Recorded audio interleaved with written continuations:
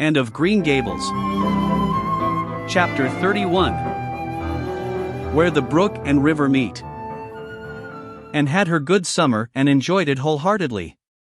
She and Diana fairly lived outdoors, reveling in all the delights that Lover's Lane and the Dryad's Bubble and Willowmere and Victoria Island afforded. Marilla offered no objections to Anne's gypsyings. The Spencervale doctor who had come the night Minnie May had the croup met in at the house of a patient one afternoon early in vacation, looked her over sharply, screwed up his mouth, shook his head, and sent a message to Marilla Cuthbert by another person. It was, "Keep that red-headed girl of yours in the open air all summer and don't let her read books until she gets more spring into her step." This message frightened Marilla wholesomely. She read Anne's death warrant by consumption in it unless it was scrupulously obeyed. As a result, Anne had the golden summer of her life as far as freedom and frolic went. She walked, rode, buried, and dreamed to her heart's content, and when September came she was bright-eyed and alert, with a step that would have satisfied the Spencervale doctor and a heart full of ambition and zest once more. "I feel just like studying with might and main," she declared as she brought her books down from the attic. "Oh, you good old friends, I'm glad to see your honest faces once more. Yes, even you, geometry. I've had a perfectly beautiful summer, Marilla, and now I'm rejoicing as a strong man to run a race, as Mr. Allen said last Sunday." "Doesn't Mr. Allen preach magnificent sermons?" "Mrs. Lynde says he is improving every day, and the first thing we know some city church will gobble him up and then we'll be left and have to turn to and break in another green preacher. But I don't see the use of meeting trouble halfway, do you, Marilla? I think it would be better just to enjoy Mr. Allen while we have him. If I were a man I think I'd be a minister. They can have such an influence for good if their theology is sound, and it must be thrilling to preach splendid sermons and stir your hearers' hearts." "Why can't women be ministers, Marilla?" "I asked Mrs. Lynde that and she was shocked and said it would be a scandalous thing. She said there might be female ministers in the States and she believed there was, but thank goodness we hadn't got to that stage in Canada yet and she hoped we never would." "But I don't see why. I think women would make splendid ministers. When there is a social to be got up or a church tea or anything else to raise money the women have to turn to and do the work. I'm sure Mrs. Lynde can pray every bit as well as Superintendent Bell and I've no doubt she could preach too with a little practice."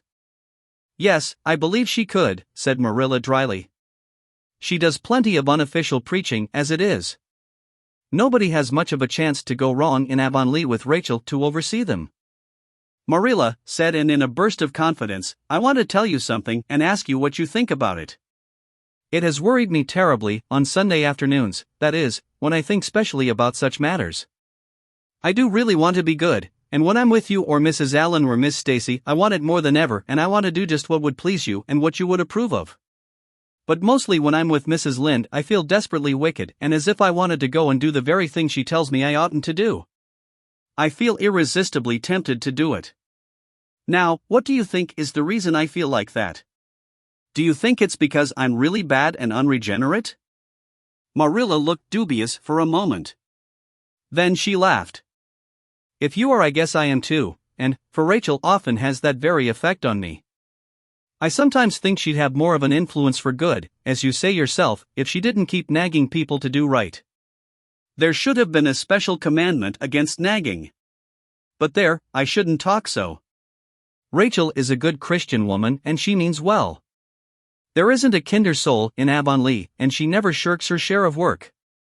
"I'm very glad you feel the same," said Anne decidedly. "It's so encouraging. I shan't worry so much over that after this. But I dare say there'll be other things to worry me. They keep coming up new all the time, things to perplex you, you know. You settle one question and there's another right after. There are so many things to be thought over and decided when you're beginning to grow up. It keeps me busy all the time thinking them over and deciding what is right. It's a serious thing to grow up, isn't it, Marilla? But when I have such good friends as you and Matthew and Mrs. Allen and Miss Stacy, I ought to grow up successfully, and I'm sure it will be my own fault if I don't. I feel it's a great responsibility because I have only the one chance. If I don't grow up right I can't go back and begin over again. I've grown 2 inches this summer, Marilla. Mr. Gillis measured me at Ruby's party. I'm so glad you made my new dresses longer. That dark green one is so pretty, and it was sweet of you to put on the flounce.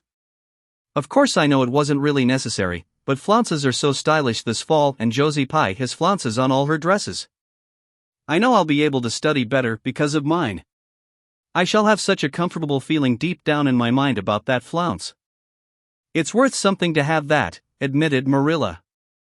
Miss Stacy came back to Avonlea School and found all her pupils eager for work once more. Especially did the Queen's class gird up their loins for the fray, for at the end of the coming year, dimly shadowing their pathway already, loomed up that fateful thing known as the entrance, at the thought of which one and all felt their hearts sink into their very shoes. Suppose they did not pass? That thought was doomed to haunt and through the waking hours of that winter, Sunday afternoons inclusive, to the almost entire exclusion of moral and theological problems. When Anne had bad dreams, she found herself staring miserably at past lists of the entrance exams, where Gilbert Blythe's name was blazoned at the top and in which hers did not appear at all. But it was a jolly, busy, happy, swift-flying winter. Schoolwork was as interesting, class rivalry as absorbing, as of yore. New worlds of thought, feeling, and ambition, fresh, fascinating fields of unexplored knowledge seemed to be opening out before Anne's eager eyes. Hills peeped o'er hill and Alps on Alps arose. Much of all this was due to Miss Stacy's tactful, careful, broad-minded guidance. She led her class to think and explore and discover for themselves and encouraged straying from the old beaten paths to a degree that quite shocked Mrs. Lynde and the school trustees, who viewed all innovations on established methods rather dubiously. Apart from her studies and expanded socially, for Marilla, mindful of the Spencervale doctor's dictum, no longer vetoed occasional outings. The debating club flourished and gave several concerts. There were 1 or 2 parties almost verging on grown-up affairs, there were sleigh drives and skating frolics galore. Between times and grew, shooting up so rapidly that Marilla was astonished one day, when they were standing side by side, to find the girl was taller than herself. "Why, Anne, how you've grown," she said, almost unbelievingly. A sigh followed on the words. Marilla felt a queer regret over Anne's inches. The child she had learned to love had vanished somehow, and here was this tall, serious-eyed girl of 15, with the thoughtful brows and the proudly poised little head, in her place. Marilla loved the girl as much as she had loved the child, but she was conscious of a queer sorrowful sense of loss. And that night, when Anne had gone to prayer meeting with Diana, Marilla sat alone in the wintry twilight and indulged in the weakness of a cry. Matthew, coming in with a lantern, caught her at it and gazed at her in such consternation that Marilla had to laugh through her tears. "I was thinking about Anne," she explained. "She's got to be such a big girl, and she'll probably be away from us next winter. I'll miss her terrible." "She'll be able to come home often," comforted Matthew, to whom Anne was as yet and always would be the little eager girl he had brought home from Bright River on that June evening 4 years before. "The branch railroad will be built to Carmody by that time." "It won't be the same thing as having her here all the time," sighed Marilla gloomily, determined to enjoy her luxury of grief uncomforted. "But men can't understand these things." There were other changes in and no less real than the physical change. For one thing, she became much quieter. Perhaps she thought all the more and dreamed as much as ever, but she certainly talked less. Marilla noticed and commented on this also. "You don't chatter half as much as you used to, and nor use half as many big words. What has come over you?" And colored and laughed a little, as she dropped her book and looked dreamily out of the window, where big fat red buds were bursting out on the creeper in response to the lure of the spring sunshine. "I don't know, I don't want to talk as much," she said, denting her chin thoughtfully with her forefinger. "It's nicer to think dear, pretty thoughts and keep them in one's heart, like treasures. I don't like to have them laughed at or wondered over. And somehow I don't want to use big words anymore. It's almost a pity, isn't it, now that I'm really growing big enough to say them if I did want to. It's fun to be almost grown up in some ways, but it's not the kind of fun I expected, Marilla. There's so much to learn and do and think that there isn't time for big words. Besides, Miss Stacy says the short ones are much stronger and better. She makes us write all our essays as simply as possible. It was hard at first. I was so used to crowding in all the fine big words I could think of, and I thought of any number of them. But I've got used to it now and I see it's so much better. What has become of your story club? I haven't heard you speak of it for a long time." "The story club isn't in existence any longer," We hadn't time for it, and anyhow I think we had got tired of it. It was silly to be writing about love and murder and elopements and mysteries.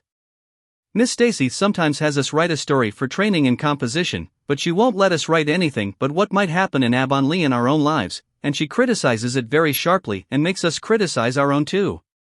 I never thought my compositions had so many faults until I began to look for them myself. I felt so ashamed I wanted to give up altogether, but Miss Stacy said I could learn to write well if I only trained myself to be my own severest critic. And so I am trying to. You've only 2 more months before the entrance, said Marilla. Do you think you'll be able to get through? Anne shivered. I don't know. Sometimes I think I'll be all right and then I get horribly afraid. We've studied hard and Miss Stacy has drilled us thoroughly, but we mayn't get through for all that. We've each got a stumbling block. Mine is geometry, of course, and Jane's is Latin, and Ruby and Charlie's is algebra, and Josie's is arithmetic. Moody Spurgeon says he feels it in his bones that he is going to fail in English history. Miss Stacy is going to give us examinations in June just as hard as we'll have at the entrance and mark us just as strictly, so we'll have some idea. I wish it was all over, Marilla. It haunts me. Sometimes I wake up in the night and wonder what I'll do if I don't pass. Why, go to school next year and try again, said Marilla unconcernedly. Oh, I don't believe I'd have the heart for it. It would be such a disgrace to fail, especially if the others passed. And I get so nervous in an examination that I'm likely to make a mess of it. I wish I had nerves like Jane Andrews. Nothing rattles her. And sighed and, dragging her eyes from the witcheries of the spring world, the beckoning day of breeze and blue, and the green things upspringing in the garden, buried herself resolutely in her book. There would be other springs, but if she did not succeed in passing the entrance, and felt convinced that she would never recover sufficiently to enjoy them,